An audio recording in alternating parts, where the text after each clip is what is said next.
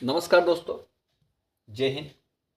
हमने 2020 के किसके द्विघात समीकरण के क्वेश्चन जो एग्जाम में आए हैं उनको पढ़ा था। अब हम बात करेंगे 2021 के क्वेश्चन, उनके सॉल्यूशन के बारे में। बेसिक आपको कुछ नहीं बताना, बेसिक आप सबको पता है, पहले पढ़ चुके हैं। अब सीधे क्वेश्चन की बात करते हैं। क्वेश्चन तो 2021 का पहला क्वेश्चन आया था कि बहुपद ज्ञात कीजिए। कौन सा? द्विघात बहुपद ज्ञात कीजिए। द्विघात बहुपद ज्ञात कीजिए जिनके मूलों का योग क्या है? -3 और गुणनफल है 2। -3 और 2 इनके क्या है? मूलों का योग है। तो अपने को ज्ञात करना। अब अपने को पता है मूलों का योग क्या होता है? Alpha plus beta. वो क्या होता है? -b/a। और गुणनफल अल्फा इंटू बीटा बराबर होता है c/a। अब अपने को पता है कौन सा भी जो मानक समीकरण होता है, स्टैंडर्ड फॉर्म, वो क्या होती है? ax² + bx + c = 0। इसी से अपन तुलना करते हैं। तो अपने को योग दिया है। योग कितना दिया है? -3। अब इसकी तुलना किससे करेंगे? -b/a से। तो इसके बटे में 1 लिख सकते हैं। तो माइनस से माइनस क्या हो गया? कैंसिल हो गया।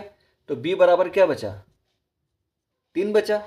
और a बराबर कितना बचा? 1 बचा। अब इससे तुलना करते हैं कि अल्फा इंटू बीटा क्या है अपना? 2 बराबर में क्या होता है? c/a। तो यहाँ के 2 बटे में लिख सकते हैं। तो c बराबर 2 और a बराबर 1। तो यहाँ भी 1, यहाँ भी 1, मतलब a का मान सही है। तो अपना a का मान बराबर आ गया 1, b का मान आ गया 3 और c का मान आ गया 2। और अपना समीकरण क्या है? मानक समीकरण ax² + bx + c = 0। abc का मान चेंज करना। a का मतलब 1, तो 1 को लिखते नहीं है। तो x² + b का मान कितना है? 3। तो 3x + c का मान कितना है? 2। तो 2 ये बन गया अपना द्विघात समीकरण। आपके 2 नंबर पक्के। कुछ नहीं करना, सीधा क्वेश्चन दिया है, उसी को अपने को हल करना है। ये तो हो गया पहला क्वेश्चन। अब बात करें दूसरे क्वेश्चन की। अब इसके अथवा में एक और क्वेश्चन आया था, तो उसके अथवा वाला कर लेते हैं। अथवा वाला क्वेश्चन ये था कि कोई सा ग्राफ दिया है, x बार, y बार, ये दिया है ग्राफ। अब ग्राफ में सवाल ये दिया है कि किसी बहुपद px के लिए y बराबर px का ग्राफ दिया है। किसी बहुपद px के लिए y बराबर px का ग्राफ दिया है। तो आपको px के शून्यकों की संख्या बतानी है। और px के शून्यकों की संख्या बताने के लिए मैंने आपको बोला है कि कोई सा भी जो ग्राफ दिया है वो एक्स अक्ष को जितनी बार काटेगा, जितने बिंदुओं पर कट करेगा, प्रतिच्छेद करेगा। प्रतिच्छेद मतलब होता है ये, जैसे ये एक्स अक्ष है। अब इसको 1 2, ये 1 2 3 4, जितने बिंदु पर प्रतिच्छेद करेगा उतने ही शून्यकों की संख्या होगी। यहाँ पे शून्यक नहीं पूछे क्या शून्यक, क्योंकि जब बहुपद दिया गया तभी शून्यक निकालेंगे। अपने से पूछिए शून्यकों की संख्या बताने के लिए जितने बिंदु पर काटेगी। तो ये एक्स हो गया, ये एक्स इनवर्स हो गया, वाई हो गया, वाई इनवर्स हो गया। अब किसको काट रहा है? ये वाई को काट रहा है। कितनी बार काट रहा है? एक बार काट रहा है। तो अपने शून्य की संख्या क्या जाएगी? 0। क्यों जाएगी 0? क्योंकि एक्स अक्ष को काट ही नहीं रहा है। क्योंकि पी एक्स का मान तो वही है ना, जब एक्स का कुछ मान आएगा तभी तो वाई का मान आएगा। तो एक्स का मान 0 है, तो वाई के बिंदु पर, वाई का अक्ष पे इसीलिए लटक गया है। तो ये 2020 में भी क्वेश्चन आया था ग्राफ वाला। तो ग्राफ का भी स्पेशल ध्यान रखना, एग्जाम में आता ही आता है। तो ये आपका जो ऊपर क्वेश्चन आया था उसके अथवा में आएगा दूसरा क्वेश्चन कि शून्यक संख्या क्या जाएगी? 0। ग्राफ याद रखिएगा, जो वाई अक्ष काटेगा उसके शून्यक संख्या 0। कोई सा भी ग्राफ आ जाए। ये ग्राफ आ गया एक्स बार, वाई बार, यहाँ काट दिया यूँ। तो 1 2 3, इसमें लिख देंगे कितनी बार? 3 बार। चौथा ग्राफ आ गया कैसा? वो तो सब ऐसे काट रहा है, यूँ करके यूँ। ये एक्स बार, वाई बार, कितनी बार काट रहा है? 1 बार। तो कितना आ जाएगा? 1। अब 1 आ गया नीचे, वो तो ऐसे घूम रहा है। तो वाई एक्स को कितने 4 बार काट दिया? 1 2 3, एक इधर आ गया 4 बार। तो लेकिन शून्यकों की संख्या कितनी आ जाएगी? 0। क्यों? क्योंकि एक्स अक्ष को तो उसने छेड़ा ही नहीं है। तो इस ग्राफ के लिए अगर एक्स अक्ष को जितनी जगह पे काटेगा उसके लिए उसके नए शून्यकों की संख्या आएगी। आई होप आपको पसंद आया होगा। आपको चलते हैं अगले क्वेश्चन की तरफ। अगला क्वेश्चन बता देता हूँ मैं आपको।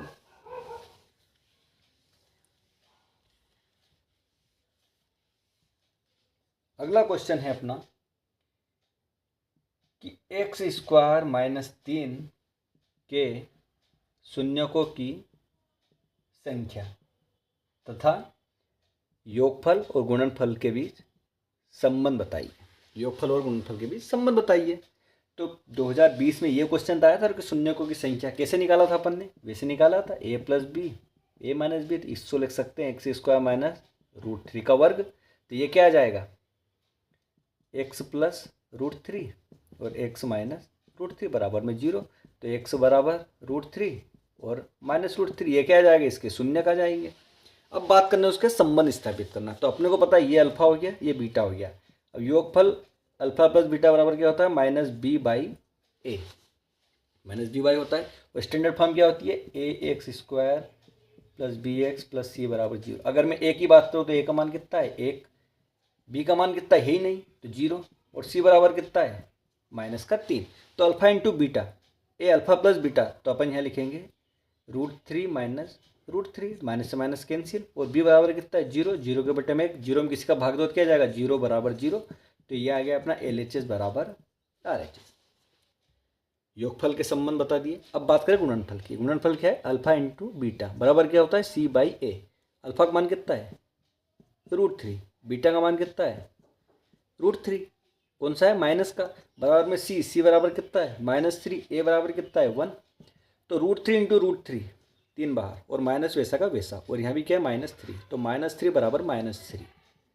तो LHS बराबर RHS आ गया, इसका भी उत्तर आ गया, दोनों के आगे LHS आ गया, RHS हो गया। यही तो अपने को बताना था, और बताना था क्या इसमें, यही बताना था अपने को। अब बात करें इसके अथवा में भी एक और क्वेश्चन आया था, क्योंकि ये तो हो गया 3 नंबर का क्वेश्चन, तो इसके अथवा में भी एक क्वेश्चन आया था, तो वो आपको बता देता हूँ मैं। इसके अथवा में क्वेश्चन आया था अपना कि x square plus 7x plus 10 के शून्यक ज्ञात कीजिए और योगफल और गुणनफल में संबंध बताइए। योगफल और गुणनफल में संबंध बताने को बोला है, तो अपन पहले इसके शून्य ज्ञात कर ले। शून्य ज्ञात करने क्या लिखेंगे, x square plus 7x plus 10 बराबर किसके रखेंगे 0 के, क्योंकि 0 के बराबर रखेंगे तभी तो अपने शून्य निकलेंगे। अब इसको हल करने की विधि मैं आपको सीधी बताऊंगा। X square 5x plus 2x plus 10 बराबर 0। अब ये बताइए मेरे को कमेंट करके कि ये 5 और 2x कहाँ से आए और कैसे मैंने लिखे, कमेंट करके बताइएगा। x कामन निकाला तो x प्लस 5 बचे, प्लस 2 कामन निकला तो x प्लस 5 बचे, बराबर में 0। तो x प्लस 5 बराबर 0 और x प्लस 2 बराबर 0।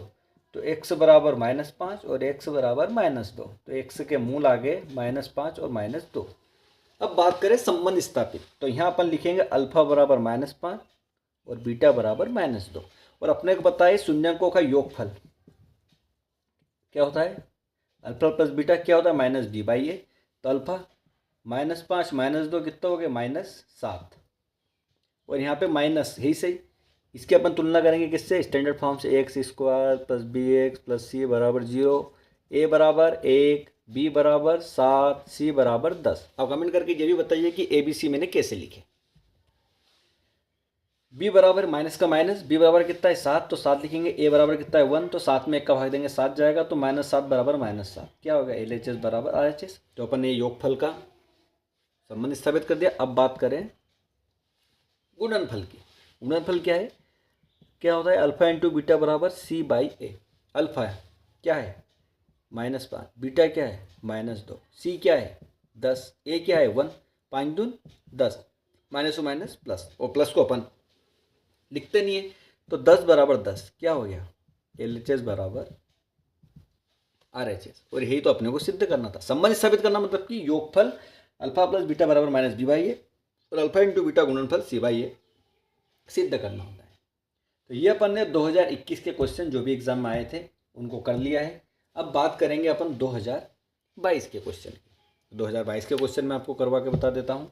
इसको साइड से कर देते हैं, इसको क्लियर कर देता हूँ मैं।